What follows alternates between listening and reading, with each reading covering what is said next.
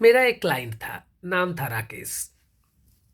अब वो इस दुनिया में नहीं है। मैं रमेश सिंह चंदेल अपने क्लाइंट के आत्मा को सद्गति के लिए परमपिता परमेश्वर से कामना करता हूँ। 2017 या 18 से मैं उसके मुकदमे का पैरवी करना शुरू किया। बीच बीच में आता भी रहा, थोड़ा बहुत पैसा भी देता रहा। बड़ी मजाकिया था, बड़ा अच्छा लग रहा था मुझे।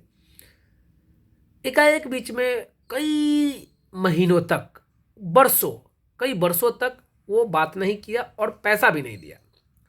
मुझे थोड़ा सा गुस्सा हो रहा था। मैं गुस्सा हो रहा था कि मेहनत करता है वकील, वकील का तो कोई वेतन होता नहीं है।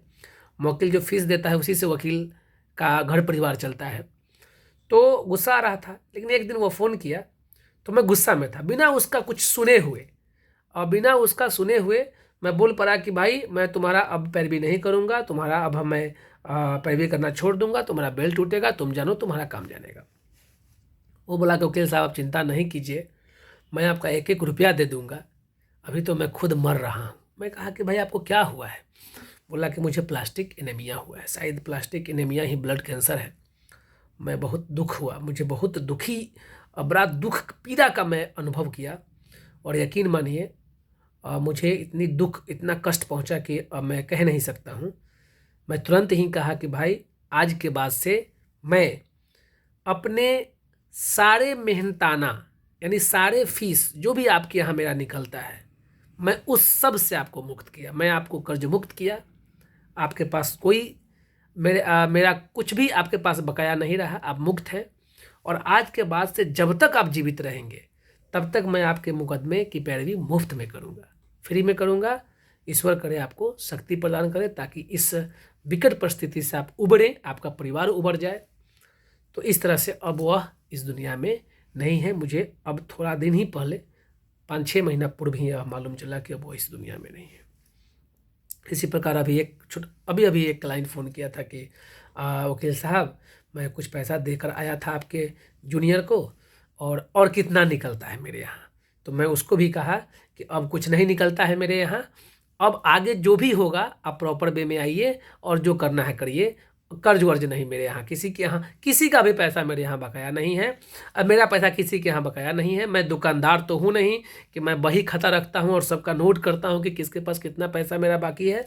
जो मुझे आप दिए वो मेरा हुआ, जो नहीं दिए वो मैं इस इंतजार में रहता हूँ कि कभी ना कभी तो आप दे ही देंगे। लोग दे ही देते हैं, अगर नहीं भी देंगे तो मैं उसको लिखता उखता नहीं हूँ। आप चैन से रहें, निश्चिंत रहें, टेंशन में ना रहें। साथियों, क्लाइंट मेरे लिए अब परिवार की तरह है।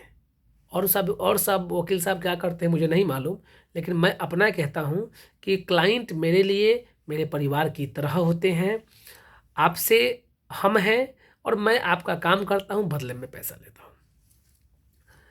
यकीन मानिए आपके दुख से मैं दुखी होता हूँ और आपके सुखी में सुख की अनुभूति करता हूँ। यानी यदि कोई आपके पास कमजोरी है, इकोनॉमिकल कंडीशन ठीक नहीं है, या पैसा देने में आप असमर्थ हैं, खुल के बोले, सही चीज़ों को बताएं। मैं कभी भी ये नहीं चाहूँगा कि आपके बच्चों को भूखा रख कर मैं अपने बच्चों को खाना खिलाऊं, आपको बीमार बना के मैं रोग मुक्त हो जाऊं, आपकी खुशियां को छीन कर मैं खुश हो जाऊं, यह मैं नहीं चाहता हूं। आपकी खुशी में मेरी खुशी है। आप निरोग रहें, मैं भी निरोग रहूंगा।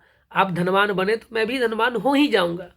तो आप अपनी परिस्थिति को बताएं, मुझसे बताएं, जब तक मेरे पास हैं बताएं। यदि मुझसे कोई दिक्कत हो या मैं ठीक से आपका काम नहीं कर पा रहा तो आप निसंकोच अपना फाइल खुशी खुशी लेकर जाएं, दूसरे वकील साहब से करवाएं, लेकिन रिश्ता ना तोड़े, प्रेम ना तोड़े। प्रेम बनाने का चीज़ है, बहुत प्रेम बनाने में बरसों लग जाते हैं। तो आप जितने दिन मेरे पास है मेरे परिवार की तरह है, जाने के बाद भी आप मेरे परिवार की ही तरह है। मैं थोड़ा सा भी उन लोगों के साथ कोई द्वेष की भावना नहीं रखता हूं जो मेरे पास से चले गए हैं, अर्थात मेरे क्लाइंट मेरे परिवार की तरह हैं। धन्यवाद।